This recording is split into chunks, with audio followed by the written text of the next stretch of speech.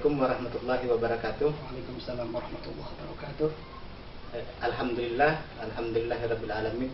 Allahumma shalli ala sayyidina Muhammad wa ala alihi wa sahbihi ajmain. Amma ba'd.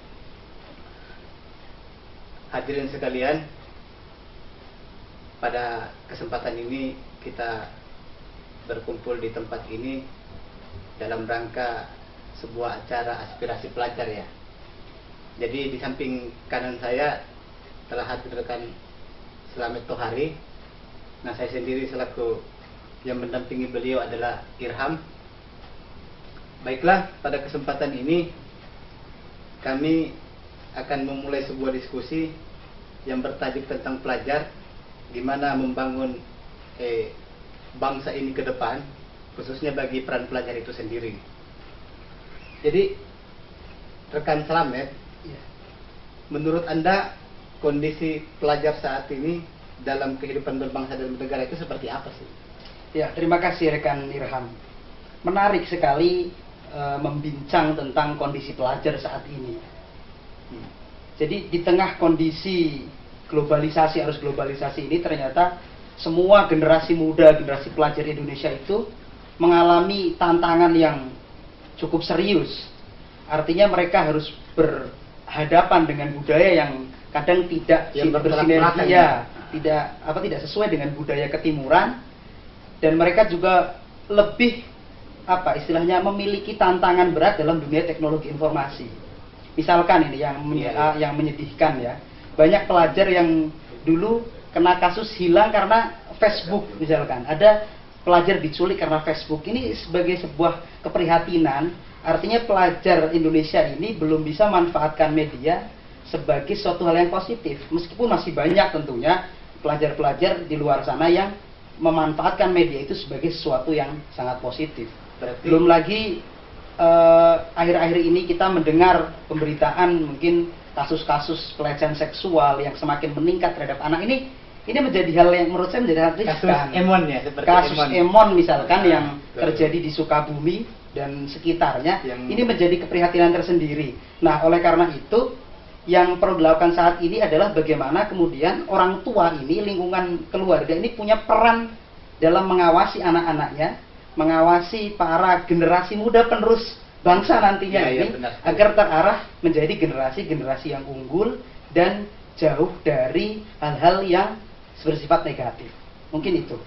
Berarti intinya adalah bahwa dalam hal teknologi saat ini para pelajar itu hanya menggunakan dalam hal-hal yang negatif dalam tanda kutip, tapi tidak menggunakan dalam hal-hal yang positif. Kebanyakan seperti itu ya, seperti itu Pak rekan Slamet. Ya, kita tidak bisa mengeneralisir ya. Artinya memang ada sekian persen mungkin pelajar yang memanfaatkan media itu benar-benar sebagai media pembelajaran.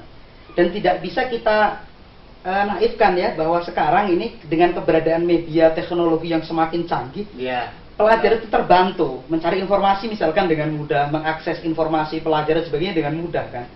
Nah, ini sayangnya tidak semuanya, meskipun mungkin itu hanya sebagian kecil yang memanfaatkan untuk hal-hal yang tidak baik, tapi ternyata dampaknya itu luar biasa. Dan kebanyakan di media-media saat ini yang ditayangkan adalah generasi-generasi pelajar yang memang bermasalah. Coba kita lihat di pemberitaan televisi misalkan, pelajar-pelajar yang menuai prestasi di tingkat nasional, internasional misalkan, apakah mereka kemudian diliput di media? Kan jarang kan. Tapi kalau ada kasus kekerasan dari pelajar gitu, kasus kejahatan pada anak gitu, itu lama sekali kan liputnya, bahkan sampai berhari-hari itu nggak selesai.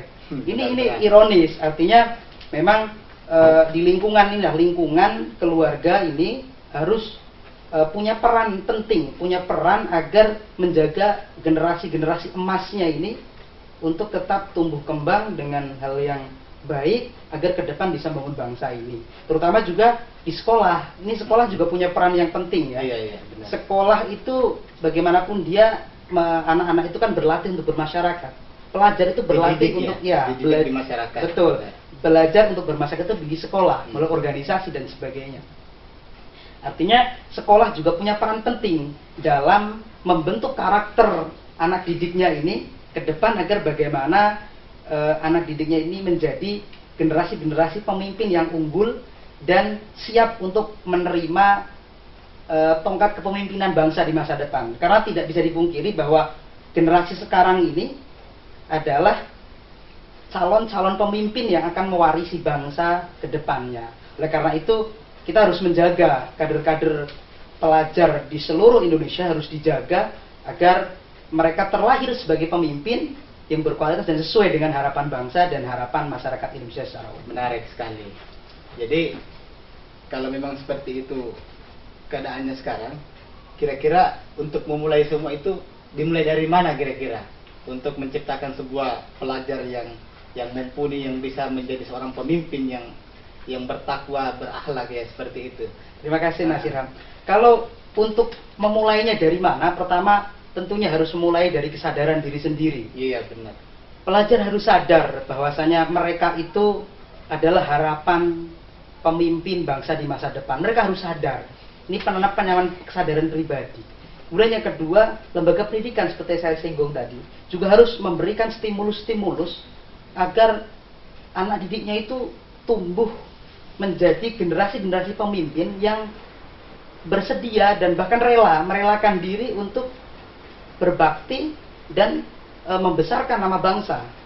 Kemudian yang ketiga tidak lepas tadi adalah dari keluarga juga. Artinya ada tiga. Semua punya peran. Iya, semua dari tiga aspek itu saya kira punya peran, baik dari pendidikan, lembaga pendidikan, dari orang tua dan juga dari lingkungan sekitar itu punya memiliki peran yang sama-sama penting. Terlebih diri sendiri, kesadaran dari pribadi. Iya. Nah berarti kesimpulannya di sini bahwa dari ketiga komponen tadi ini, orang tua, lingkungan sekolah, dan lingkungan masyarakat, itu mempunyai peran yang tersendiri. Artinya bahwa kondisi saat ini di sekolahnya saja itu pasti ada kasus. Satu contoh, masalah sodomi yang sudah kita hadapi saat ini. Nah gimana? Apakah ini karena kurangnya pendidikan akhlak di sekolah itu atau gimana? Nah ini yang menarik ini untuk ditanggapi. Ini saya kira memang menarik. Jadi pemirsa yang ada di rumah, bahwa pendidikan akhlak ini kan kalau dulu ada ini namanya pendidikan moral Pancasila waktu itu Pancasila. Ya. Ada kemudian dilanjutkan pendidikan kewarganegaraan dan sebagainya. Tapi lebih dari itu, kalau pelajaran itu kan sifatnya adalah bagaimana proses atau cara sebagai warga negara Indonesia yang baik itu melakukan aktivitasnya sebagai warga negara, bagaimana hidup bermasyarakat itu. Tapi kalau yang terkait tadi dengan yang katakan rekan Irham, memang betul pendidikan agama juga menjadi penting. Artinya harus diimbangi antara pendidikan yang sifatnya agama, yang ya akhlaknya itu pendidikan agama, dan umum itu harus diimbangi. Jangan sampai kemudian pendidikan umumnya luar biasa tapi tidak tahu agamanya, kan menjadi hal yang ya bisa menjadi pincang ibaratnya. Kalau kemudian ilmu agamanya ya luar biasa tapi ilmu umumnya tidak tahu juga, untuk zaman saat ini mungkin kurang tepat karena tantangan pada zaman kali ini adalah arus globalisasi yang itu dihadapkan dengan ilmu pengetahuan, dengan sains gitu. Oleh karena itu harus memang ada keseimbangan antara ilmu agama dengan ilmu umum atau ilmu sains. Jadi biar menjadi sinkron, orang menjadi berpikirnya ilmiah tapi memiliki kepekaan atau nilai akhlak yang baik gitu. Kurang lebih begitu. Jadi menyeimbangkan antara yang umum dengan yang agamis. Menarik sekali. Jadi buat para pemirsa di rumah, bahwa untuk menjadi seorang pelajar yang menjadi idola di masyarakat, dalam hal ini bisa menjadi tumpuan seluruh kelompok masyarakat, baik itu bangsa, agama, dan seterusnya, itu harus dimulai dari sekarang dengan dimulai dari diri sendiri. Terus jangan lupa bahwa pendidikan yang paling utama itu adalah pendidikan akhlak dan pendidikan umum tadi itu, seperti rekan Salamit katakan. Oke. Terus untuk menyangkut tentang ideologi, gimana untuk ideologi pelajar saat ini? Ya, memang kita harus prihatin juga bahwa banyak juga ternyata tidak bisa dipungkiri organisasi-organisasi pelajar yang mulai menusuk ke lingkungan pendidikan dan sifatnya itu adalah seolah-olah dalam tanda kutip seperti ingin merongrong negara Indonesia dengan ideologi Pancasilanya. Ini banyak dan ini tidak sedikit ya artinya. Artinya memang ini juga penting bagi lembaga pendidikan untuk senantiasa memperhatikan anak didiknya agar bisa menjaga ideologinya agar tetap pada pijakan Pancasila dan Undang-Undang Dasar 1945 sebagai warga negara yang baik.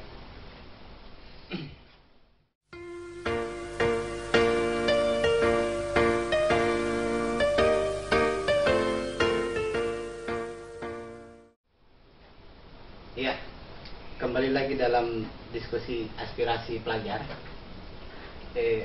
terkait persoalan pokok pembahasan yang pertama. Jadi rekan Slamet, kita lanjut pada pokok pembahasan yang menyangkut tentang lintas ideologi pelajar tadi itu. Gimana menurut rekan Slamet? Iya, membincang tentang ideologi pelajar ini. Ini saya singgung tadi sedikit ya. Jadi ada sekarang semacam gerakan-gerakan yang menyusup ke lembaga pendidikan yang sifatnya adalah ideologi transnasional, artinya menolak kepada NKRI. Ini banyak, tidak sedikit. Ini artinya harus diwaspadai gitu, harus diwaspadai karena lama-kelamaan kalau dibiarkan ini akan tumbuh banyak dan tidak menutup kemungkinan akan menjadi gerakan separatis. Kita kan tidak mau. Indonesia yang sudah diperjuangkan oleh para pendiri bangsa dari dulu sampai saat ini kemudian akhirnya harus terpecah karena separatisme yang dimulai dari pelajar. Kita tidak bisa memungkiri lah bahwa banyak kan sekarang organisasi-organisasi yang saya kira tidak perlu saya sebutkan namanya, yang mencoba untuk mengideologisasi para pelajar, itu mendoktrin para pelajar agar semuanya serba Islam gitu kan. Yang penting kalau Islam, Allah Akbar, Islam begitu. Mereka lupa dengan cita-cita pendiri bangsa terdahulu, bagaimana perjuangan pendiri bangsa yang sudah menyatukan dari satu suku ke suku yang lain, bahasa dari adat-adat yang berbeda dan dirangkum dalam satu yang namanya Bhinneka Tunggal Ika. Satu ada. Nah, ini dilupakan. Padahal generasi pelajar ini juga sebagai pintu masuk mereka di doktrin itu ngeri juga loh. Kadang ada yang mereka masih memiliki bekal yang minim. Artinya generasi muda itu minim, mudah diarahkan ke sini, mudah diarahkan. Nah ini kalau yang kemudian mengarahkan adalah mereka yang berideologi bertentangan dengan ideologi bangsa, ini sangat membahayakan. Ya kalau bisa baru sekian, ya mungkin sekarang baru sedikit ya, tapi lama kelamaan tidak bisa dibiarkan, akan menjadi banyak. Nah disinilah kemudian lembaga pendidikan juga harus mengambil sikap tegas, rekan Irham. Harus mengambil sikap tegas. Kalau tidak, tetap lama-lama mereka akan menjadi semacam kumpulan-kumpulan yang kemudian akan menjadi banyak loh, dan di mana-mana ada. Bahkan sekarang ini kan ormas organisasi yang semacam itu kan ya sudah berani menampakkan dirinya kan. Mereka sudah berani mendeklarasikan dirinya bahwa saya anti Pancasila, saya anti UUD, saya anti NKRI, saya anti nasionalisme dan sebagainya. Nah, ini gejala awal sebenarnya, gejala awal dari bertumbuhnya gerakan-gerakan yang menentang terhadap Indonesia. Dan itu banyak generasi muda yang ikut. Itu prihatin kan, kita harus prihatin karena bagaimanapun terkait pelajar IPNU. Nah, hal ideologi gimana? Nah, makanya kemudian IPNU lah, di sini IPNU, peran IPNU itu seperti apa dalam hal yang IPNU tentunya dalam berideologi ini, makanya IPNU mendirikan banyak sekali komisariat di sekolah-sekolah, di lembaga pendidikan yang ada di kota-kota, bahkan di desa-desa, karena IPNU basisnya di desa, maka di desa juga IPNU banyak bertebaran berranting di komisariat, di mana-mana di lembaga pendidikan banyak sekali IPNU berdiri. Itu dalam rangka apa? Dalam rangka memberikan sumbangsih. Komitmen IPNU dalam menjaga keutuhan Indonesia, menjaga ideologi Indonesia, menjaga ideologi Ahlus Sunnah wal Jamaah dan UUD dan Pancasila. Itu yang sebagaimana yang sudah diperjuangkan oleh para pendiri-pendiri NU dan juga pendiri bangsa Indonesia. Artinya dengan kita berjuang di IPNU, kita ber-IPNU ini sama saja kita sudah ber-Indonesia. Karena kita mengatakan IPNU adalah Indonesia dan Indonesia itu ya IPNU, tidak bisa dipisahkan. Ini sebagai bentuk perjuangan IPNU, artinya IPNU juga punya sumbangsih, punya komitmen agar negara Indonesia ini sampai akhir nanti akan tetap bersatu, begitu. Karena kita paham dari Sabang sampai Merauke, Indonesia punya banyak sekali kekayaan budaya dan sebagainya, yang itu tentunya juga sebagai warisan yang harus kita syukurin, kita jaga. Nah, karena itu ideologi transnasional yang sekarang mulai berkembang di kalangan pelajar ini sedikit demi sedikit harus dibendung. Nah, IPNO ini punya peranan yang penting dan punya posisi tawar yang menarik. Posisi tawarnya menarik IPNO dengan pelajar NU ini sebagai organisasi pelajar yang sudah berpengalaman, sebagai organisasi pelajar yang sangat besar, bahkan ada di seantero Nusantara. Saya kira IPNO nantinya akan menjadi organisasi yang terdepan dalam menjaga ideologi bangsa, menjaga kesatuan negara, kesatuan Republik Indonesia, khususnya di tingkatan pelajar dan remaja sebagai generasi penerus bangsa. Dan mungkin saya tambahkan sedikit dalam menjaga paham Ahlus Sunnah wal Jamaah itu. Bhinneka Tunggal Ika, Undang-Undang Dasar dan Ahlus Sunnah wal Jamaah. Iya, betul. Iya. Karena di PBNU sendiri itu sudah selesai masalah ideologi. Iya. Pancasila. Betul. Pancasila, terus Bhinneka Tunggal Ika, NKRI, UUD, Undang-Undang Dasar 45. Kemudian disingkat menjadi PBNU. Iya, PBNU. Artinya secara tidak langsung sebagai Banom, kita sebagai pelajar yang di bawah naungan Nahdlatul Ulama, kita sudah tuntas masalah itu sebenarnya. Tinggal aplikasi di lapangannya mungkin yang belum. Dan pernah ditanya menarik ini, rekan Irham. Saya pernah ditanya ketika berkunjung ke daerah. Kalau PBNU kemudian singkatannya Pancasila, Bhinneka Tunggal Ika, NKRI dan UUD 45. Lalu PWNU singkatannya apa? Iya. Nah, ini kalau jawabannya menarik, setan juga ini. Iya. Di jawabannya menarik sekali. Tinggal ya jawab saja lah. Jadi P-nya adalah Pancasila, W-nya walaupun berbeda-beda juga kan? Luar biasa. N-nya kemudian NKRI dan U-nya UUD 45. Kalau PCNU dan PSNU ya tanya sendiri lah, PCNU tanya sendiri. Menarik sekali. Oke.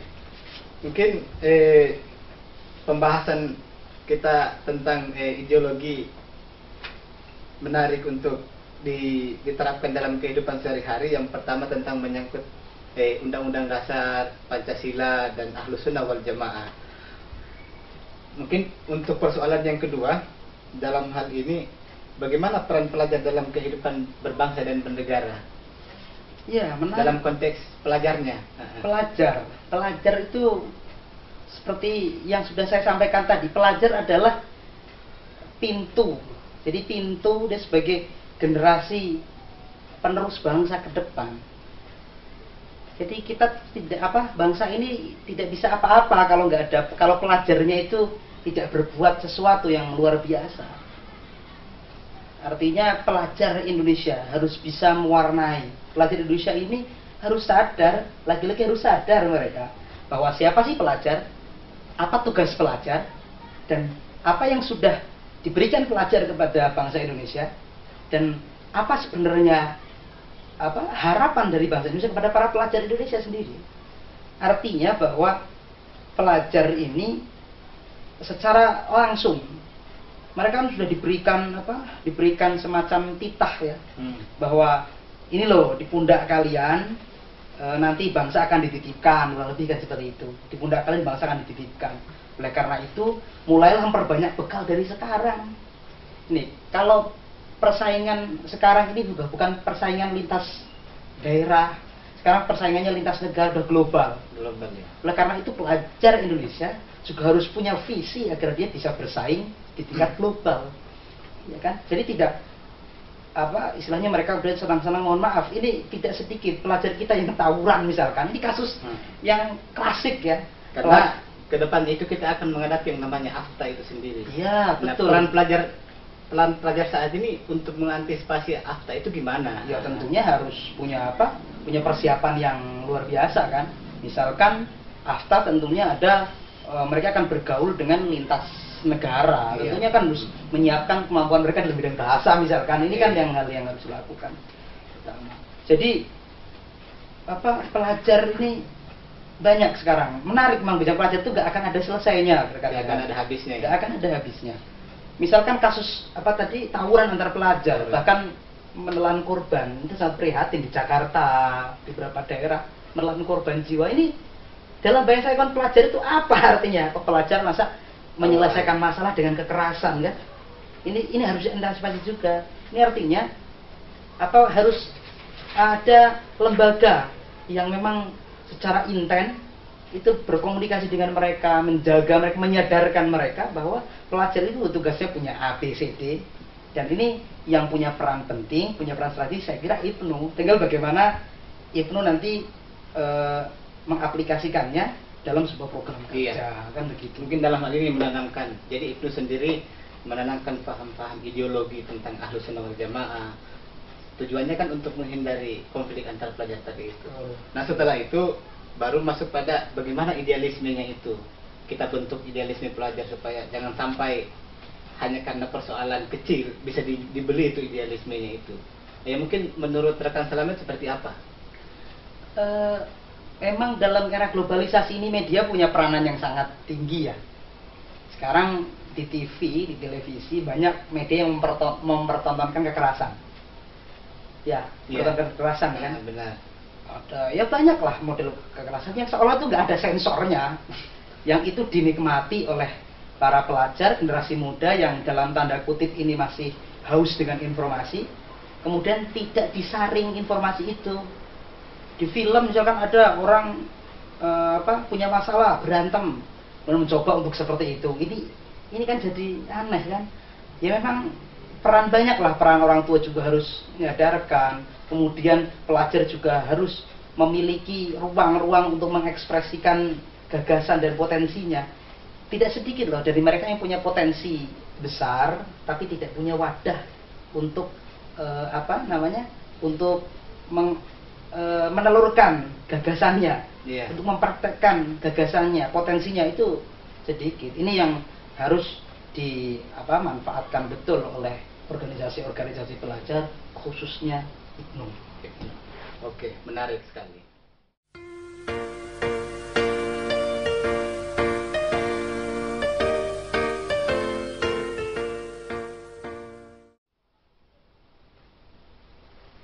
Ya, pemirsa, kembali lagi dalam diskusi aspirasi pelajar tentang bagaimana peran pelajar dalam kehidupan berbangsa dan bernegara. Karena seperti kita ketahui saat ini bahwa pelajar di hampir di seluruh Indonesia, kita pernah mendengar yang namanya konflik antar pelajar, terus kekerasan seksual antar pelajar, terus banyak kasus lah yang terjadi saat ini. Nah untuk membendung itu, kita perlu menanamkan sebuah paham yang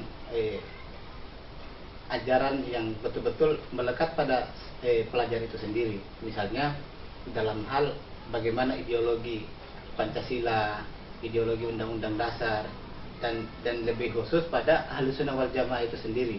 Karena kita sebagai organisasi pelajar, dalam hal ini IPNU, jadi dari tadi kita ngomong IPNU itu apa sebenarnya? Nah, jadi dijelaskan sama rekan Irham ya kayaknya. Jadi IPNU itu adalah Ikatan Pelajar Nahdlatul Ulama, salah satu organisasi di bawah naungan Nahdlatul Ulama. Jadi kembali kepada pokok permasalahan bahwa peran pelajar saat ini itu penting karena untuk kemajuan bangsa ke depan. Karena maju dan mundurnya bangsa ini tergantung generasi muda, dalam hal ini generasi pelajar. Begitu ya Pak? Betul sekali. Nah, kira-kira menurut rekan Slamet bahwa cita-cita pelajar dalam hubungannya dengan pembangunan bangsa ini itu dimulai dari seperti apa? Apa yang harus dilakukan pelajar dalam membangun cita-cita untuk pembangunan bangsa saat ini? Dan kedepannya juga seperti apa? Oke, terima kasih. Ya tadi sebelum kita berbicara jauh, ya IPNU betul sekali. Tadi apa sih itu IPNU? Mungkin ada yang pemirsa di rumah mungkin ada yang penasaran. Tadi IPNU-nya sudah cukup lumayan lama. Iya. Jadi IPNU adalah badan otonom yang berada di bawah naungan Nahdlatul Ulama. Jadi memang IPNU ini Ikatan Pelajar Nahdlatul Ulama singkatannya, itu diberikan tugas, wewenang dan haknya untuk melakukan proses kaderisasi di tingkat pelajar. Bisa dikatakan bahwa NU ini punya gerbang, dan gerbang awalnya adalah IPNU. Gerbang kaderisasi awal adalah IPNU, Ikatan Pelajar Nahdlatul Ulama, dan juga IPPNU. Itu punya gerbang awalnya itu, gerbang kaderisasi. Jadi memang Ibnu di sini punya peranan yang sangat penting, punya peranan yang sangat vital, karena Ibnu inilah, disinilah di Ibnu inilah generasi-generasi muda NU, generasi muda bangsa ini akan melakukan proses kaderisasi pada organisasi yang berasaskan pada Ahlus Sunnah wal Jamaah dan UUD sekaligus Pancasila yang tidak, dan tentunya bahwa Ibnu ini juga memberikan komitmennya untuk tetap menjaga kesatuan dan keutuhan Republik Indonesia.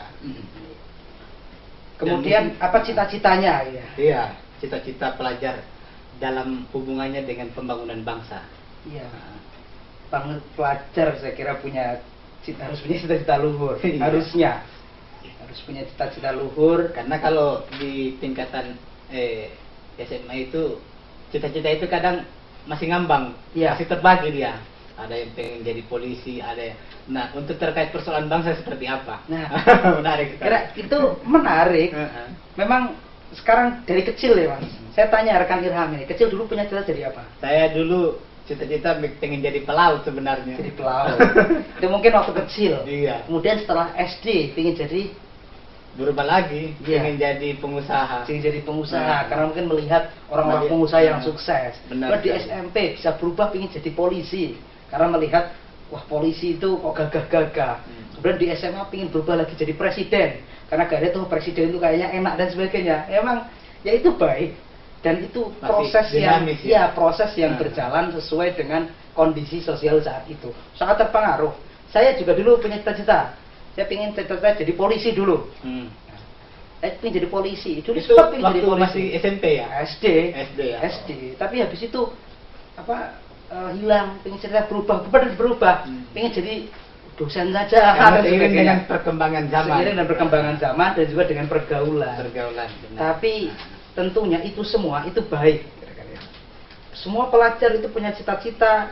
Pengen jadi polisi, pengen jadi dokter, pengen jadi pengusaha, pengen jadi politisi mungkin, bahkan itu semuanya baik, karena bagaimanapun semua unsur itu kan melekat pada bangsa. Jadi sebagai unsur dalam bangsa, kalau negara tidak punya yang seperti itu kan tidak kuat negaranya. Negara tidak punya militer, nggak kuat. Tidak ada yang menjadi benteng pertahanan. Negara tidak punya polisian, negara maka tidak aman. Tidak ada yang menjadi penanggung jawab atas keamanan. Negara tidak punya dokter. Ya bingung juga kalau ada apa-apa, maka siapa yang bertanggung jawab dengan penyakit, misalkan kesehatan dan sebagainya. Artinya semua pelajar itu berhaklah untuk punya cita-cita apa, dan intinya bahwa setiap cita-cita yang mereka inginkan, yang dicita-citakan itu adalah semuanya penting untuk bangsa ini. Jadi yang penting positif, itu positif dari awal ceritanya positif gitu. Untuk kaitan Ibnu sendiri dalam hal mengawal pembangunan bangsa dalam hal ini seperti apa? Ya, Ibnu banyak sekali melakukan program-program yang banyak, terobosan-terobosan yang banyak untuk mengawal generasi muda kita, generasi emas Indonesia. Dalam sebagai fungsinya, kedudukannya, Ibnu ini kan badan otonom yang tugas melakukan kaderisasi di tingkat pelajar. Makanya pertama kemarin di Rakernas yang berlangsung 25 sampai 27 Februari di Jakarta, Rakernas PP Ibnu itu juga sudah mengesahkan modul kaderisasi nasional. Yang ini akan sebentar lagi nanti akan dicetak. Kalau nggak salah ini ya? Iya, jadi nanti sebentar akan dicetak dan akan didistribusikan ke seluruh cabang-cabang wilayah yang ada di seluruh Indonesia. Ini bagian ini bentuk komitmen yang nyata, komitmen yang real dari Ikatan Pelajar NU untuk melakukan proses kaderisasi. Itu kemudian dalam bidang ekonomi, Ibnu periode ini punya lembaga yang dilahirkan yang baru lahir namanya LEKAS. Untuk periode ini ya, Lembaga Ekonomi Syariah punya Bapak Ibnu. Lembaga ini didasarkan atas apa? Atas kesadaran bahwa ternyata kader-kader Ibnu di daerah-daerah itu, kader pelajar itu ada yang memiliki ketertarikan untuk mengembangkan jiwa kewirausahaan atau entrepreneur. Dia punya kewirausahaan tapi tidak punya wadah. Lah sehingga Ibnu melihat itu kemudian mendirikan sebuah lembaga namanya LEKAS, Lembaga Ekonomi Syariah Ikatan Pelajar atau Ulama, yang diharapkan akan mampu mewadahi pelajar-pelajar, generasi-generasi muda yang punya keinginan untuk mengembangkan jiwa kebangsanya, dan nantinya diharapkan outputnya akan melahirkan pengusaha-pengusaha unggulan yang lahir dari NU untuk Indonesia. Kemudian untuk kepanduan misalkan, di kepanduan IPNU punya namanya CBP, Kopiket Pembangunan, sebagai yang mereka akan menyiapkan kader-kader unggulan pecinta tanah air yang diberikan wawasan ideologi yang nasionalis atau sunnah wal jamaah begitu. Kemudian ada kemarin juga kegiatan dengan BNN menyiapkan namanya Satria Muda Anti Narkoba. Ini luar biasa. Menarik. Ini sebagai bentuk komitmen IPNU juga bahwa isu, bukan hanya isu kasus narkoba ini sekarang sudah banyak melibatkan pelajar-pelajar.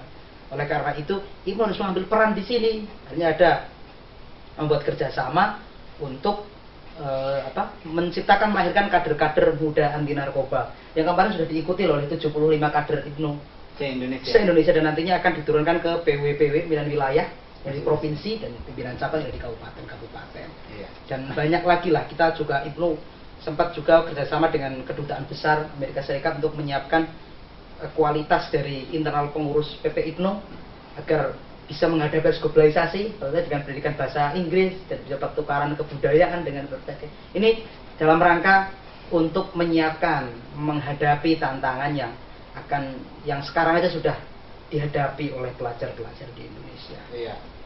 Jadi bahwa IPNU itu sendiri punya peran dalam hal kaderisasi untuk bagaimana menciptakan kader-kader yang militan. Betul. Nah, prosesnya di mana adalah kaderisasi. Betul. Untuk menuju jenjang ketika dia sudah berkiprah di IPNU, ada lagi yang namanya jenjang pemuda, yang namanya Gerakan Pemuda Ansor. Salah satu badan otonom dari Nahdlatul Ulama. Nah, ini mungkin saya berpikir bahwa organisasi ini berjenjang ya, setelah Ansor baru bisa-bisa kemungkinan NU. Ya, memang harusnya begitu. Iya. Artinya menciptakan kader yang luar biasa, kader yang menjadi kader yang matang, bukan kader yang mohon maaf tumbang di tengah jalan gitu. Ya, mungkin adalah organisasi lain yang saya kira bisa dijadikan pijakan dari IPNU untuk berlanjut kepada proses kaderisasinya. Itu saja mungkin Mas. Iya, permisa bahwa IPNU ini berdiri pada tanggal 24 Februari 1954 dan organisasi ini sudah cukup melalang buana di bumi Nusantara ini dan memiliki beberapa cabangnya. Iya, kurang lebih dari 33 provinsi. Iya. Jadi organisasi IPNU ini memiliki tujuan untuk bagaimana membentuk pelajar yang bertakwa kepada Allah Subhanahu wa taala, berilmu, berakhlak dan berwawasan kebangsaan serta menegakkan syariat Ahlus Sunnah wal Jamaah berdasarkan Pancasila dan Undang-Undang Dasar 1945. Nah, terkait di bidang pendidikan, apa peran IPNU dalam bidang pendidikan? Nah, tujuannya untuk memelihara rasa persatuan dan persaudaraan antar pelajar itu sendiri. Nah, mungkin yang kedua, bagaimana membina dan menghidupkan pendidikan dan kebudayaan Islam itu sendiri.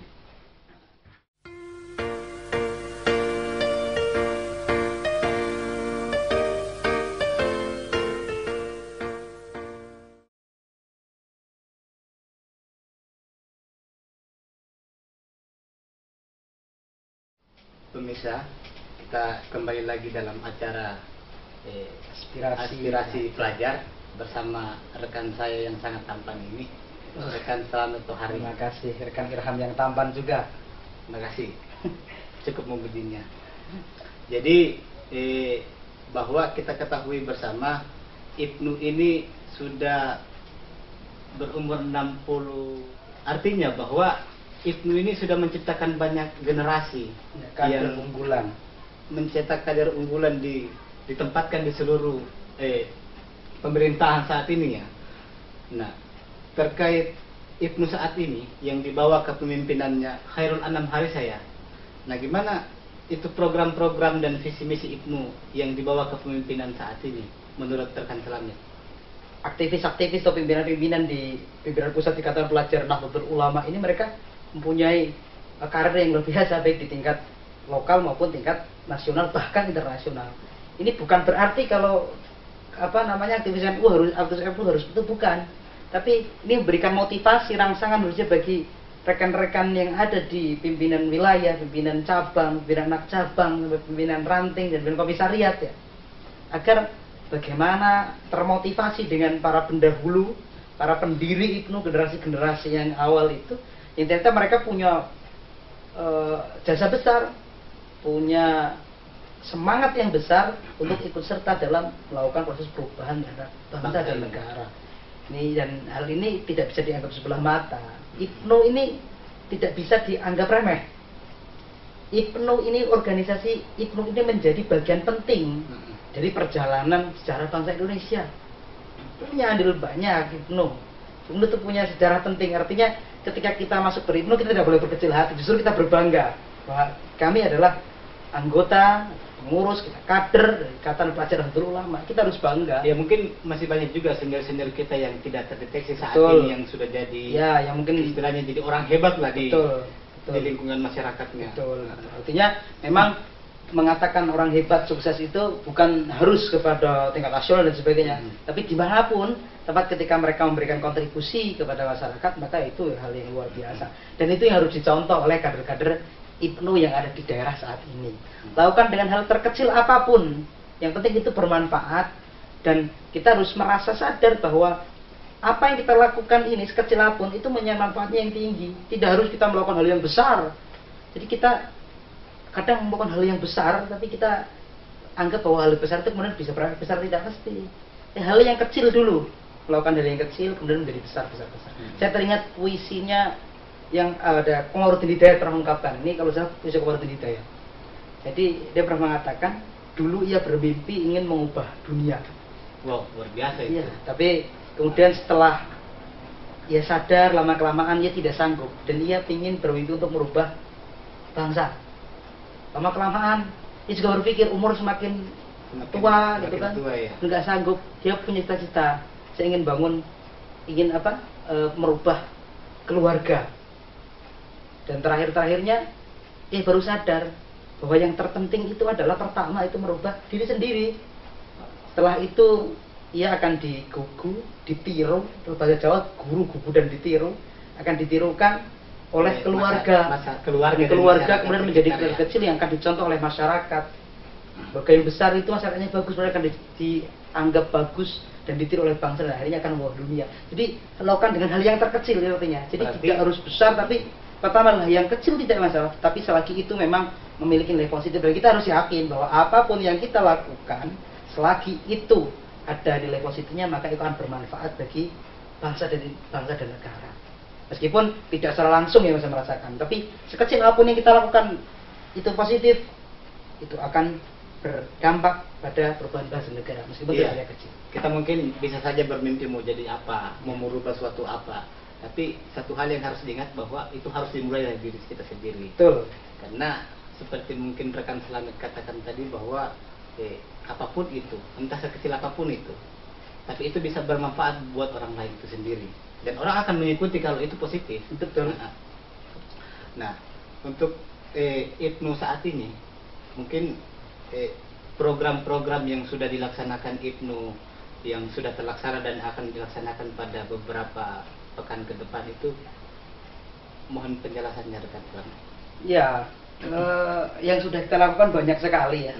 Seperti tadi yang saya disinggung, untuk mewadahi minat dan bakat kader-kader pelajar Nahdlatul Ulama yang ada di bawah di daerah, maka disiapkan namanya lembaga lekas atau lembaga ekonomi syariah IPNU. Itu sebagai bentuk komitmen IPNU yang ingin mewadahi generasi-generasi Indonesia, generasi mudanya yang ingin mengembangkan jiwa berusaha. Kemudian ada pendidikan pelatihan anti narkoba dan pendidikan lingkungan alam seperti lingkungan hidup seperti dilakukan oleh CBP, Kopiket Pembangunan. Kemudian ada lagi kita juga sudah melakukan kegiatan kepada Prarakornas CBP. Jadi ada Prarakornas atau Rapat Koordinasi Nasional yang diikuti oleh seluruh kader-kader CBP di seluruh Indonesia kemarin di Grobogan ini juga baru dilakukan. Itu dalam rangka menumbuh kembangkan rasa nasionalisme, patriotisme daripada generasi bangsa Indonesia saat ini. Belum lagi kegiatan-kegiatan yang sifatnya insidental ya. Artinya insidental itu misalkan kegiatan yang sifatnya biasanya tidak direncanakan sudah lama. Ada kesempatan-kesempatan yang bisa diambil oleh BPNU biasanya langsung dilakukan. Ada audiensi, bahkan kita kerjasama dengan Kementerian Pembangunan Daerah Tertinggal tahun 2013 kita adakan workshop manajemen pengembangan organisasi kepemudaan. Itu bertempat di Banten ya, Pandeglang tepatnya. Ini juga sudah dilakukan. Artinya IPNU dari pusat memang sudah melakukan banyak hal dilakukan. Baik dari sisi menciptakan sistem-sistem yang akan diturunkan ke pimpinan cabang dan wilayah di tingkat kabupaten provinsi, ataupun untuk internal pengurus pimpinan pusat Ikatan Pelajar atau Ulama itu sendiri, dengan peningkatan kualitas, peningkatan kapabilitas dan sebagainya, peningkatan kualitas. Dan saya kira ini menjadi hal yang sangat penting karena bagaimanapun itu sebagai organisasi kader, jadi harus menyiapkan kader-kadernya ya yang unggul dalam aspek apapun harus unggul. Aspek ekonominya unggul, aspek pendidikannya unggul, semuanya harus unggul. Bahkan kemarin juga untuk program internalnya sendiri yang seperti program internal ya, kemarin ada Rakernas Rapat Kerja Nasional dilakukan di Jakarta yang kemarin sudah mengesahkan modul kaderisasi IPNU yang tadi sudah singgung modul kaderisasi. Kemudian kita juga melaksanakan inspiring lecture itu bersama Jenderal Purnawirawan Joko Santoso ya. Itu kemarin juga sudah dilakukan dalam rangka memberikan motivasi kepada kader-kader, kepada pengurus di pimpinan pusat, dan diikuti oleh pimpinan wilayah di Sejabodetabek kemarin. Saya tambahkan kemarin juga itu ada satu ya, bedah buku dari Santri Studies dari Ahmad Baso. Ini juga ini sebagai upaya bahwa sebagai kesadaran juga bahwa Ikatan Pelajar NU itu kebanyakan pesantren kan. Jadi ya juga harus mengatakan pesantren. Itu memang dalam rangka untuk meningkatkan kualitas, kapabilitas dan sebagainya yang dilakukan oleh pelajar Nahdlatul Ulama.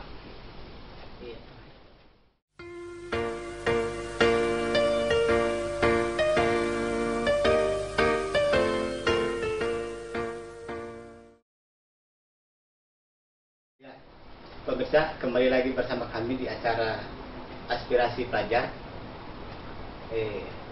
Menarik tadi diskusi kita bersama rekan saya Slamet bahwa bagaimana program IPNU yang sudah dilaksanakan, apa yang belum dan harus dilaksanakan ke depannya seperti apa.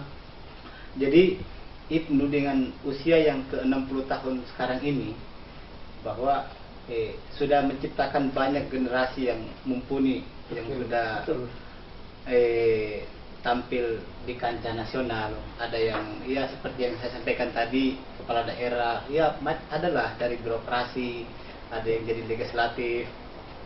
Nah, untuk peran IPNU pusat saat ini bagaimana mendorong IPNU wilayah, dalam hal ini di provinsi, pimpinan cabang, ranting, untuk bagaimana menumbuh kembangkan semangat dalam ber-IPNU itu.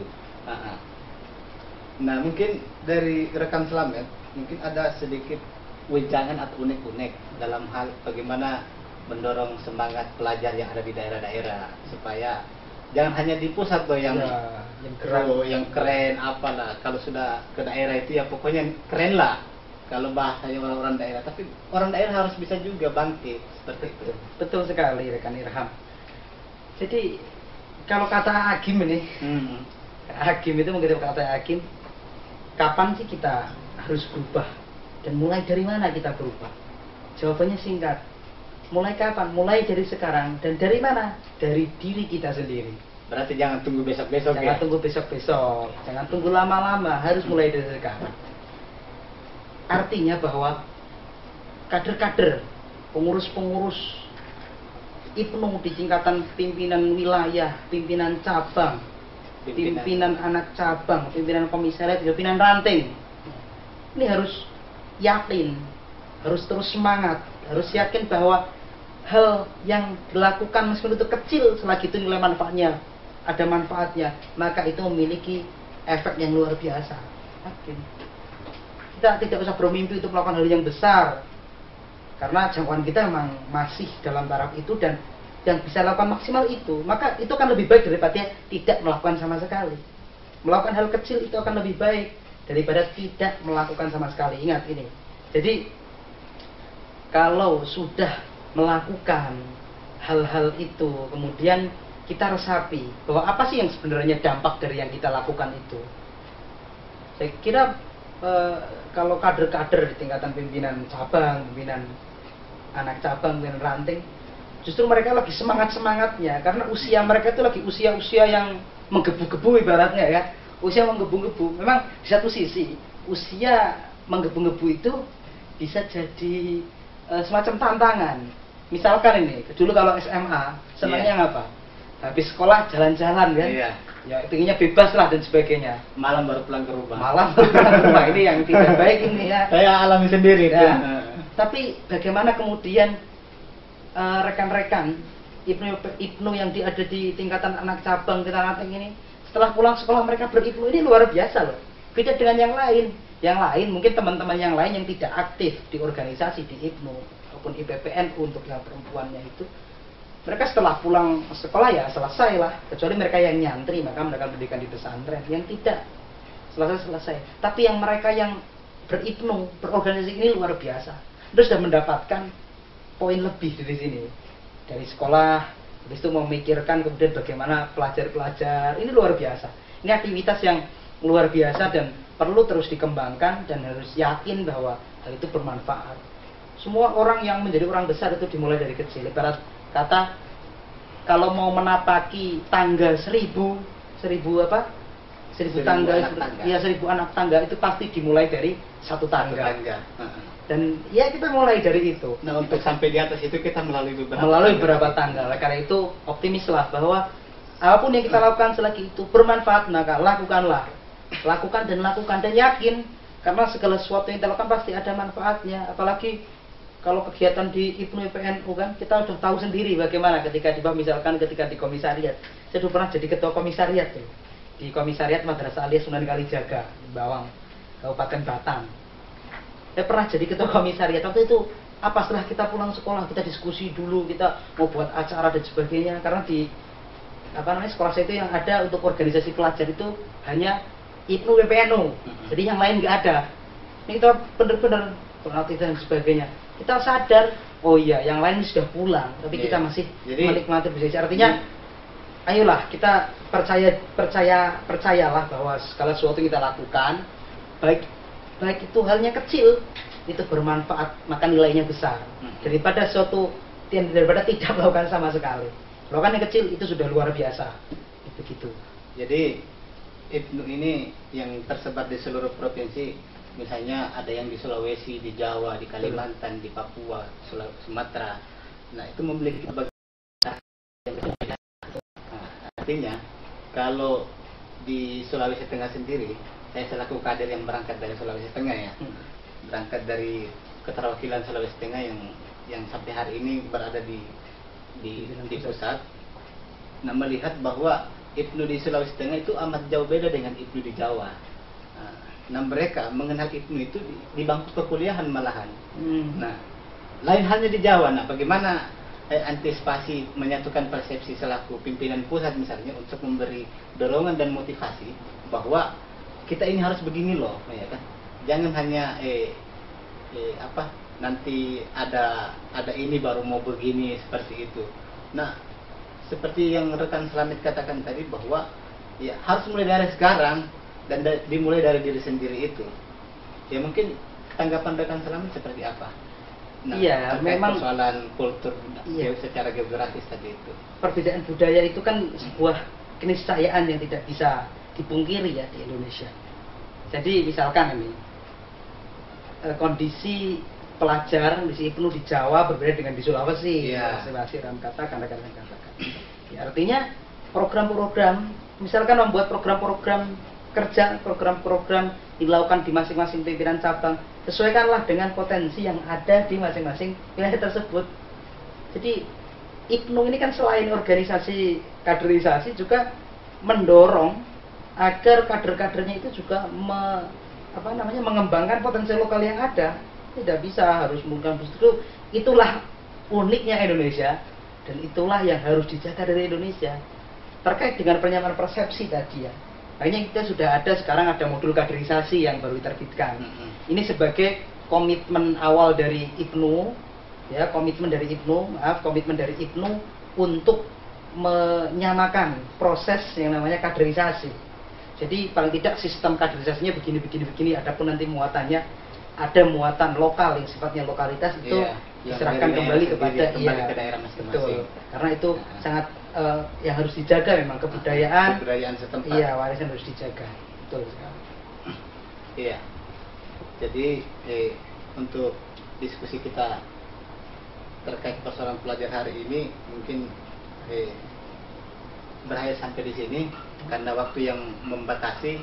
Jadi kesimpulannya adalah bahwa dimanapun kita berada, bahwa apapun yang kita lakukan itu harus tetap yang namanya dimulai dari sekarang. Jangan pernah mengatakan bahwa nanti besok saya mau melakukan ini, nanti besok. Harus dari sekarang dan dimulai dari diri sendiri. Kader IPNU jangan pernah kenal yang namanya lelah. Harus tetap bangkit. Hidup pelajar dan tetap tegakkan syariat Ahli Sunnah wal Jamaah. Demikian diskusi kita pada hari ini. Saya bersama rekan Selamat Bahari dan saya sendiri Irham. Sampai ketemu di lain waktu. Tetap belajar, berjuang dan bertakwa. Salam pelajar Nusantara. Wallahu muwaffiq ila aqwamit thariq. Wassalamualaikum warahmatullahi wabarakatuh.